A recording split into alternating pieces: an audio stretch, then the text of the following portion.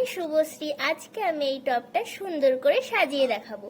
এর জন্য আমি সবার প্রথমে ব্যবহার করব হোয়াইট ফেব্রিক কালার।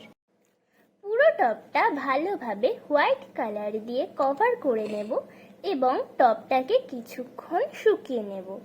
অনেক জায়গায় হোয়াইট কালার সমানভাবে না পড়ার জন্য ফর বেটার রেজাল্ট আমি আবারও একইভাবে হোয়াইট কালারে সেকেন্ড কোট করে শুকিয়ে নেব।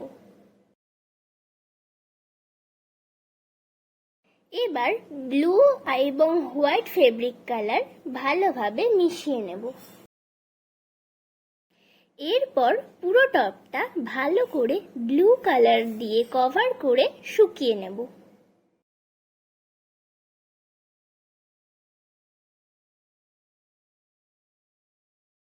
এরপর পেন্সিল দিয়ে টবের গায়ে ফুলের আউটলাইন এঁকে নেব।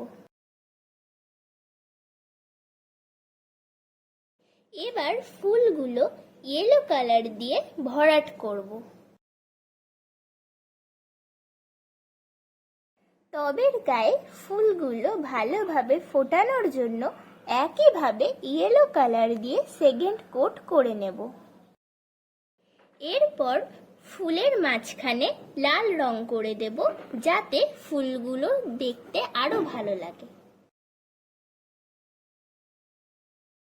আমার টব তৈরি কমপ্লিট। কেমন হয়েছে কমেন্ট করে জানিও এবং তোমরাই বলো কি গাছ লাগাবো এই টবে।